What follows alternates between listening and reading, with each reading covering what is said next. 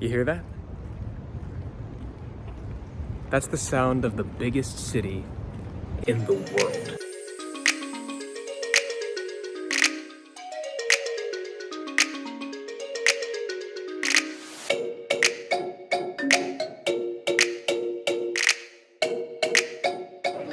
What's up, guys? Welcome back to A Sense of Travel.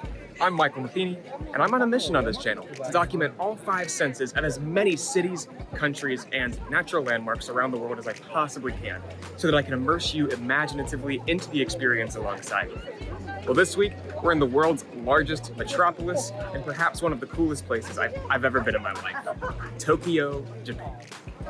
I am stoked to bring you guys along on this experience through all 5 senses. When I was growing up, I always envisioned Tokyo as a place that looks just like the future, whatever that might be. Futuristic tech, robotics, bright flashing lights, the whole shebang. In the fall of 2023, I had the privilege to experience Tokyo for the first time, and I found out that Tokyo isn't quite the city of the future that I once thought, but what it is even better. While there's definitely a lot of glitter, electricity, and futurism about the place, Tokyo is a megacity with just as much tradition as there is progression. The 40 million people living in the world's largest metropolis have created a city that is indeed a model for the world to follow, but it isn't just for the fact the city is such a well-oiled machine. Tokyo is absolutely dripping in Japanese tradition and culture, both new and old. And despite the familiar feeling of glass and steel high-rises, modern infrastructure, and flashing lights, there's never a question of where on the planet you are. Tokyo is truly one of a kind. To understand this and to feel this, Tokyo can't be degraded to being captured in just pictures and videos.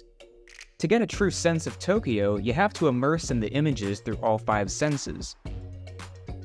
Today, my goal is to bring you imaginatively into Japan's mega capital in a way that does just that. We'll explore the neighborhoods that make up the Megacity Experience, dive into Japanese tradition, both new and old, take a look at the world's best subway system, and, of course, experience the tastes that capture the Tokyo experience. So, let's get started. The thing about Tokyo is that it's not even a city of neighborhoods, it's a city of cities. With a metro area twice the size and population of New York City, you could spend an entire lifetime in Tokyo and never see it all. That said, I too did not see it all, and by an immeasurable margin. There are some districts, however, that are pretty quintessential. Shibuya is one of them. Shibuya might be the place you imagine when you think of Tokyo. I've never seen so many flashing, neon, and LED lights and screens in my life. The skyscraper and high-rise ridden district is drenched in electricity and really makes you feel like you're in the center of the biggest city in the world, specifically in the middle of Shibuya Crossing. Largest street crossing on the planet. Look at this. It's strange to get so excited about the largest crosswalk in the world, but it's insane. Hundreds and hundreds of people pack through the all-way crossing at each red light interval in an adrenaline-pumping, festival-like atmosphere beneath the patchwork of neon lights, flashing LED screens, and glittering high-rises. Let's place yourself imaginatively into Shibuya. Imagine the sounds of cars on the pavement, bumping Japanese pop and dance music, the thundering movement of pedestrians, and advertisements playing from the speakers on the giant LED displays. The cool nighttime air is filled with wafts of wet pavement and commercial perfumes from the hundreds of shops. This is a beautiful part of the city to catch a good sunset. Many of the rooftops have tree and grass-lined parks, and the views over even small pockets of the city can be mesmerizing. Not all of Tokyo's electricity feels like the future, however. So this neighborhood is called Akihabara Electric Town, and it's famous for its electronics shops, but it also has a pretty profound place in anime and manga culture and things like that. Akihabara is known as Tokyo's Electric Town, and it's famous for Japanese anime, manga, art, and, of course, electronics. Incredibly dense, Akihabara isn't dripping in LEDs like Shibuya.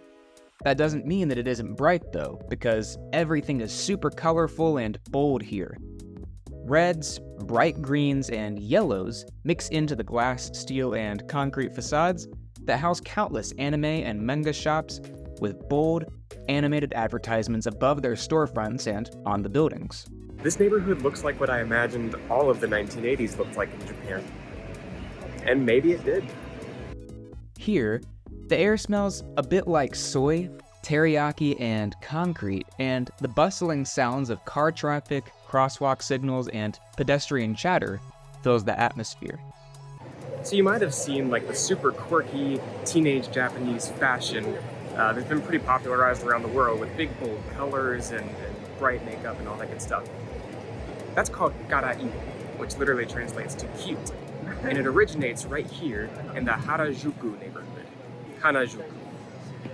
So let's go check it out. It's a place that's just as quirky as the fashion that comes from it.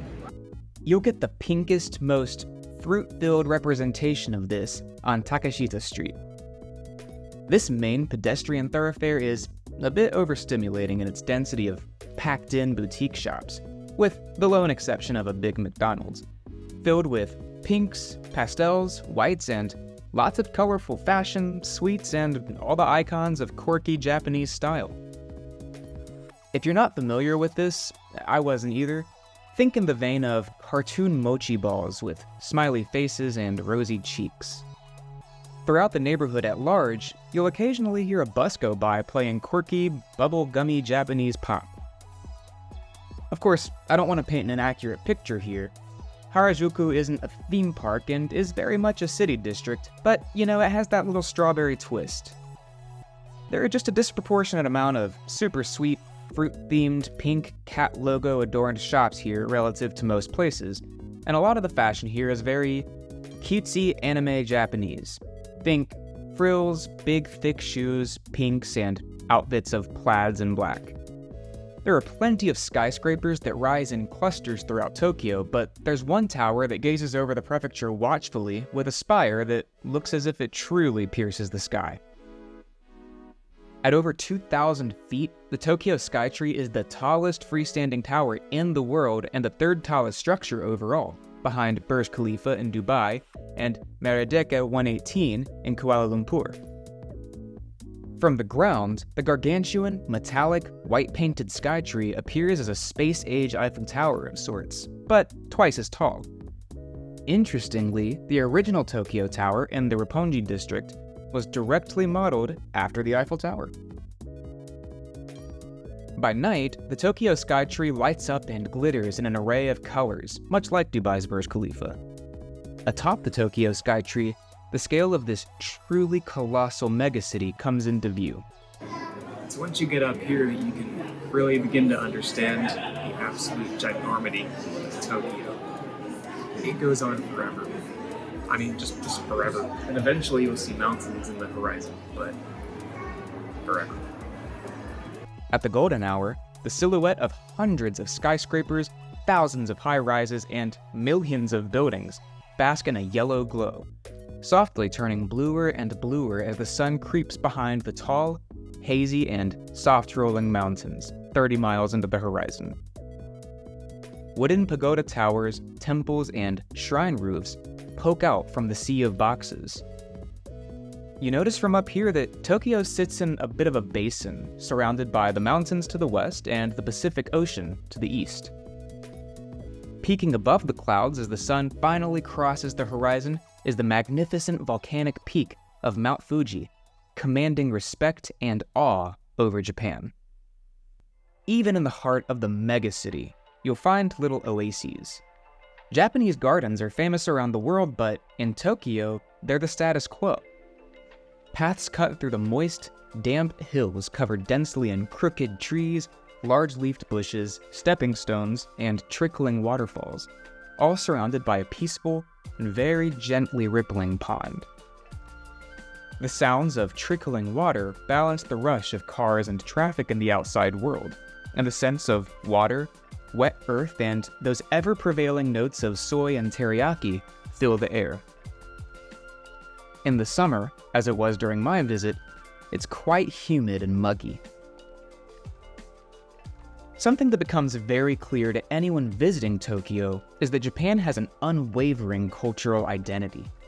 Despite being a place that quite literally has everything you can think of from all over the planet, including its own Disney World, Warner Bros. Harry Potter studio tour, and almost any commercial chain you can imagine, Tokyo is Japanese through and through.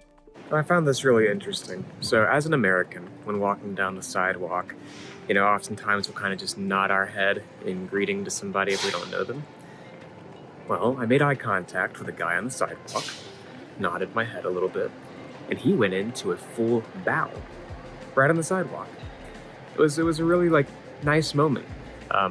There's such a culture of just mutual respect here in Japan and in Tokyo that I really admire.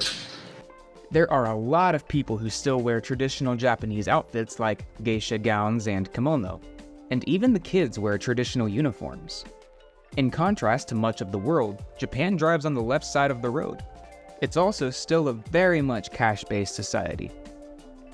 The most obvious ways in which Tokyo has solidified its Japanese identity, however, can be seen in the old ancient fortresses with Japanese hip and gable clay roofs sprinkled throughout the metropolis. The most famous and prominent of which sits in the heart of the Asakusa neighborhood. Asakusa sits in the eastern part of the city, and it feels like a true market.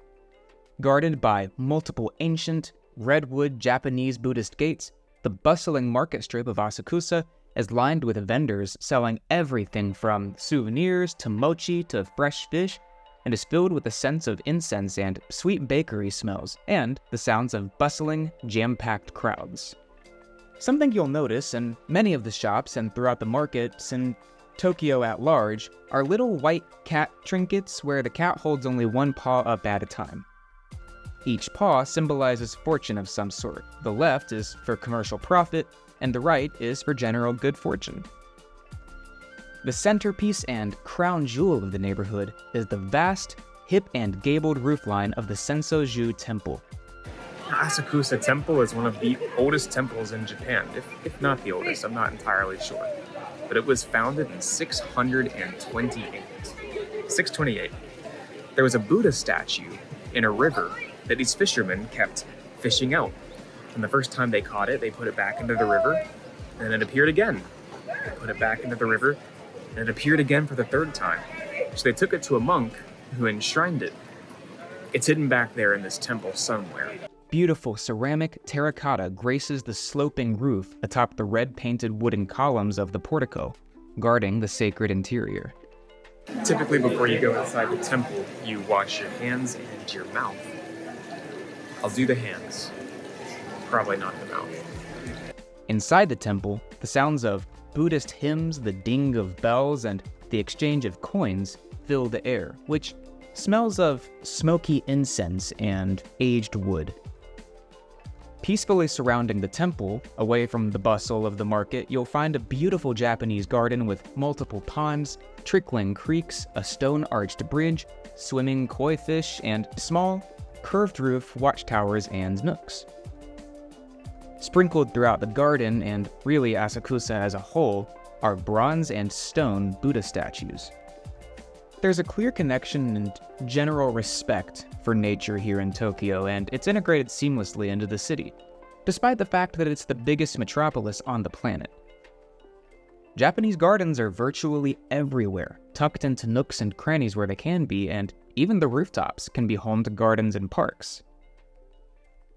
In places like Ueno Park and the Imperial Palace, you'll notice lots of black pine bonsai trees and ginkgos.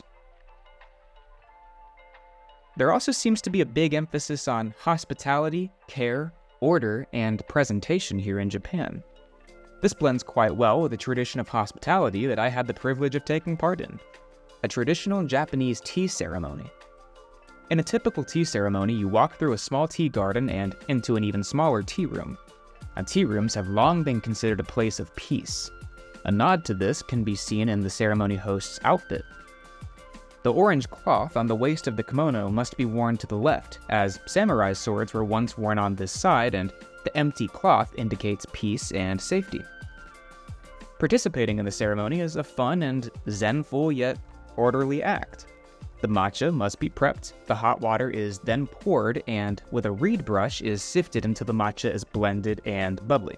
To drink, one holds the mug out, bows, and then turns the bowl twice to the left. It's kind of hard to overstate the significance and prominence of ramen in Japanese culture. And that is why today we're at the Cup Noodles Museum. So let's go check it out. The modern, bright museum tells the story of ramen's impact around the world, but what's even more interesting is creating it. And here at Cup Noodle, you can actually be the ramen chef yourself and custom make your very own cup of ramen, and even design the package. From coloring the cup to picking the seasonings and toppings, this is a fun little way to feel like a part of something much bigger than yourself. Ramen. You don't realize the impact that ramen has had on modern Japanese culture and identity until you wander this museum. And think about it, I mean, ramen has had a global impact. How many college kids do you know that have been a little broke and thought, I need a cheap dinner, and gotten 99-cent ramen noodles? Look, I did that a ton in college. So I guess what I'm trying to say is, thank you, Japan. Thank you. So let's talk about transit in Tokyo for a minute. I was extremely excited to try out the Tokyo metro system because I had long heard that it was the best in the world. I've ridden a lot of metro lines, from London to Paris to New York to Dubai to Amsterdam to Seoul and so many others in between. I can indeed confirm that Tokyo's metro system is the fastest, quietest, and most efficient system I've ridden to date. Trains really do arrive every couple of minutes and always precisely on time. Back home in Washington, D.C., if the train arrives somewhere within the 5-minute window, it's a good day. In Tokyo, formal apologies have been given for trains arriving 1 minute late. In addition to the underground subway system, Tokyo has plenty of cool rail experiences like the monorail, which can get you to and from the airport, and the futuristic bullet trains, which sadly I did not get to ride. Somebody said that you can tell how safe a city is based on how many vending machines it has. And, well, in Tokyo, there are 3.97 million. While they're pretty prevalent in the metro stations, vending machines are disproportionately common everywhere else in the city as well. Sometimes it genuinely feels like there are even more vending machines than there are people. These little quirky machines aren't just for snacks and soda. They even have things like everyday home items and coffee. As usual, I saved the best for last because the tastes that define the Tokyo experience are deserving of the climatic spot. Here are some of the dishes that I found really capture the taste and feel of Tokyo and really Japan at large. Do keep in mind, this is not meant to be all-inclusive. I could only eat so much. Ramen. Ramen has made waves across the planet as an easy, cheap, quick, and delicious snack, and in Tokyo, things can get a little fancier. At a famous restaurant called Ichiran, I ate a thick, hearty ramen swimming in a sea of pork-flavored broth with green onions, sliced pork, and egg. It's gonna be hard to go back to ramen any other way. Soba noodles. Soba noodles are thin, traditional Japanese noodles that can be served hot or cold. In my case, they were hot and soaked in a delicious miso bowl prepared alongside a bowl of sticky rice doused in a moist, egg-fried chicken. Tempura on rice. Pretty much anything can be cooked tempura style in Japan, and when sitting on a bed of sticky rice, it's even better. I tried a sticky rice bowl topped with chicken, shrimp, and zucchini tempura. This, like many meals in Japan, satisfied a deep craving for something both fried and not completely terrible for me. Sushi. It'd be pretty hard to have a conversation about the tastes that define Tokyo without talking about sushi. While nigiri sushi seems to be the go-to here, or, sushi prepared in a bowl, I opted for Edo-style sushi, calling back to Tokyo's ancient name, Edo. Fresh and artfully prepared, it's absolutely delicious, and there's so much variety, from salmon to crab to tuna to fish eggs to tofu. Here in Tokyo, sushi even comes served with matcha tea. It took me coming to Japan to realize it's not pronounced Moki. At the Asakusa market, I stopped by a sweet-smelling stand for a sugar-dusted ball of mochi, and it was, as you might expect, decadent. This soft, squishy, cool Japanese delicacy was filled with custard and topped with a strawberry. In a weird way, the consistency and even the taste reminded me of cowtails. Soy milk and tofu hot pot. You've heard of 3-course dinners, but have you heard of a 13-course dinner? A full-fledged Japanese hot pot meal will get you just that, with samples of eclectic and sometimes downright strange dishes like manioka tofu and sashimi, both almost like flan, shanmushi, which is a steamed egg custard with shrimp, mushrooms, a rice cake, and a ginkgo nut, steamed crab dumplings, deep-fried yuba balls of ground white fish, Japanese beefsteak, and even a palate-closing ice cream. Enjoyed on soft, low seats with shoes left at the door, this was a cool way to sample a large swath of Japanese entrees at once, and to get that Thanksgiving Day sensation a little early. It's all but impossible to capture the Tokyo experience in just one visit. I would even venture to say that you could spend a lifetime in Tokyo and barely scratch the surface. This city of cities is simply too vast and multi-layered to keep up with. But that's part of the excitement and thrill that comes with visiting or living in the largest metropolis in the world.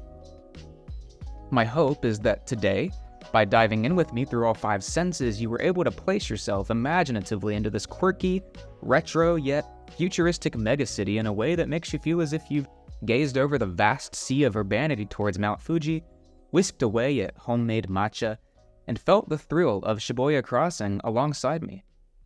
As always, thanks for watching. See you next time.